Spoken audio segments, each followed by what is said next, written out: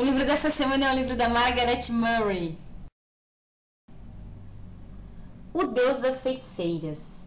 Gente, esse livro aqui é muito conhecido, muito difundido, não sei se muitas pessoas leram, mas eu acredito que sim, porque a Margaret Alice Murray, as obras dela, especialmente esse livro aqui e o outro, O Culto das Bruxas na Europa, alguma coisa assim que eu não me recordo, esses escritos dela embasaram muito da religiosidade moderna, do neopaganismo, especialmente da Wicca, tá?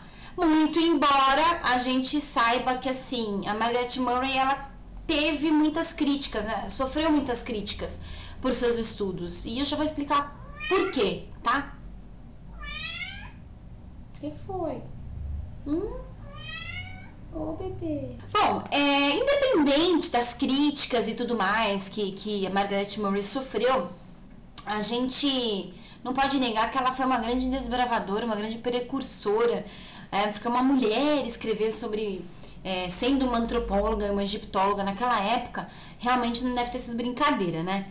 Mas enfim, por que se critica muito a Margaret Murray nos meios acadêmicos, né? Eu não sei se hoje ainda se critica, mas houve muita crítica. O terceiro e último, penúltimo, né? Porque o último foi uma biografia, uma autobiografia. Mas o penúltimo livro que a Margaret Murray escreveu trata da questão de se chamar, de se falar que os deuses que os reis da Inglaterra, todos eles morriam e a sucessão se dava por meio do sacrifício do rei, ok? Isso foi muito polêmico na época e, assim, realmente, depois disso, ela foi bastante desacreditada por várias pessoas, por vários autores, vários historiadores e pesquisadores antropólogos e tal, da época. O Deus das Feiticeiras, ele também sofreu algumas críticas, mas não foram tão severas quanto esse último, porque é como se aqui no Deus das Feiticeiras, ela fala de algumas questões que nesse outro livro, dos reis da Inglaterra, ela pormenoriza, ela se aprofunda mais nas questões, defendendo que toda a linhagem, né, que os reis da Inglaterra eram reis deuses que morriam através do sacrifício ritual para haver a sucessão de outros reis. Então, assim, foi uma tese, assim, uau, né, que gerou N polêmicas. E o Deus das Feiticeiras, do que trata esse livro aqui? Ela faz um apanhado histórico dos cultos da Europa, especialmente ali da Inglaterra e da Europa como um todo, para defender, falar da religiosidade das bruxas, dos bruxos, como cultuadores do deus de chifres. O deus de chifres pré-cristão, que depois a igreja acabou vinculando ele à ideia do diabo.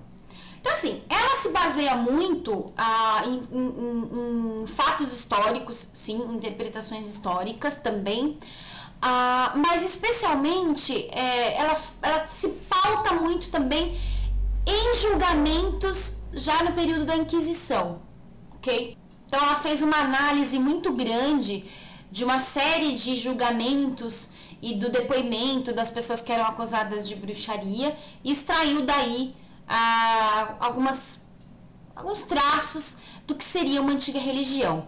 Margaret Murray defendia que existia sim uma antiga religião, tá? Que sobreviveu, esse culto teria sobrevivido, mesmo após a Inquisição, e que esse antigo culto, essa antiga religião, ela cultuava o deus de chifres, que era o senhor da fertilidade, o senhor das florestas. Então, assim, a minha opinião, longe de ser verdade absoluta, ok? Gostei do livro, foi um livro muito importante para mim e eu acredito que seja muito importante para vocês que não leram ainda, para que leiam esse livro, sim, porque ele faz parte, a gente precisa ler, né, as grandes obras, assim, e o Deus das Feiticeiras O que acontece, assim, na minha opinião, ela não tá 100% errada, mas não tá 100% certa também, tá?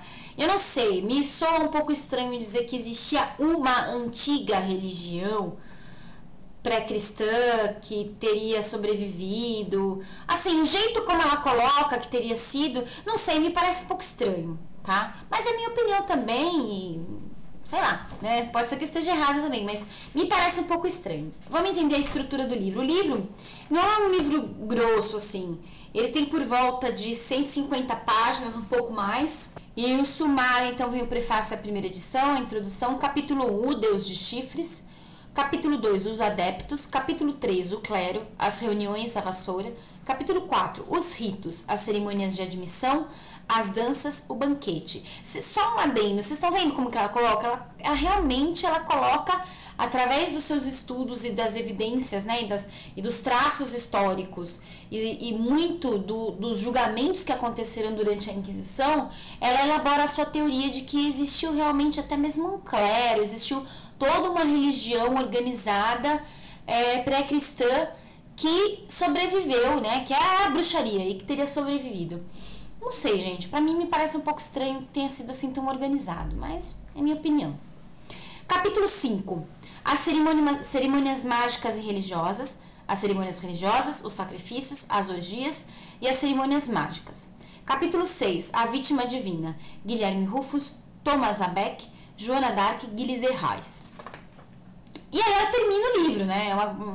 Assim, o sumário péssimo, assim, péssimo, mas assim, é bacana, viu, gente? Vale muito a pena pela importância que essa obra tem, ok? Especialmente para quem é da vertente da Wicca. Mas assim, mesmo para quem não é, tá? É muito importante essa obra pra gente estudar. Essa obra, O Ramo de Ouro, do James Frazer, que nós vamos falar aqui também. A Deusa Branca, embora muita gente não goste, né, desse livro, também vamos falar aqui dele, né? Porque são as grandes obras que inspiraram já aqueles precursores lá da bruxaria moderna, né? Então, assim, acho muito legal a gente ler esses livros, sim. E o interessante desse livro, gente, é que, assim, as publicações que tratam da religiosidade pagã, da bruxaria, né, da dita bruxaria, elas são, em geral, focadas numa figura feminina. E esse livro aqui, da Margaret Murray, curiosamente, né, não, ele vai falar exatamente do deus das feiticeiras, que posteriormente foi identificado como o diabo. Então, assim, é muito bacana. Queria ler um trecho aqui para vocês, já no comecinho, né, na introdução desse livro aqui, para vocês entenderem mais ou menos o que ela pensa, tá? Ela começa dizendo assim: o estudioso da religião primitiva começa a sua investigação no início da Idade do Bronze do Oriente Próximo e ignora totalmente a Europa ocidental das Idades da Pedra. Termina seu estudo com a introdução do cristianismo, pois o estudo dessa religião é conhecido como teologia. Há, porém, uma continuidade de crença e ritual que pode ser acompanhada desde o período paleolítico até os tempos modernos. O estudo das religiões, tanto antigas quanto modernas, só pode avançar por meio do método antropológico. A abordagem de todos os autores em relação à era pós-cristã na Europa, e principalmente em relação à Idade Média, tem sido a do sacerdote, do historiador, do artista, do intelectual acadêmico ou do economista. Até agora, o antropólogo tem se limitado aos períodos pré-cristãos ou ao selvagem moderno. No entanto, a Europa medieval fornece ao estudioso da humanidade um dos melhores campos de investigação que existem. Neste livro, segui somente uma linha de pesquisa antropológica, a sobrevivência de um culto nativo da Europa e a interação entre ele e a religião exótica que finalmente o suplantou, o cristianismo.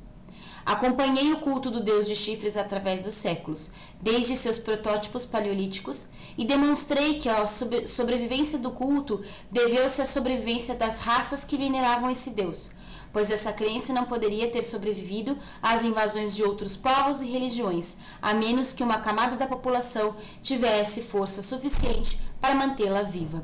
Então, é o que eu falei para vocês, ela vai se basear, sim, em estudos antigos, mas muito fortemente a estudos da época do período da Inquisição, extraindo desses estudos a base para sua tese de que havia uma antiga religião que cultuava um deus de chifres e que o cristianismo a suplantou. Porém, que houve, ainda se manteve meio que velado a prática, o culto, né, da prática dessa religião. Tá bom? Então, O Deus das Feiticeiras, Margaret Murray, é um livro muito importante, a gente precisa ler, nem que seja pra gente discordar, tá bom? E eu indico pra todo mundo. Um beijo pra vocês e até semana que vem.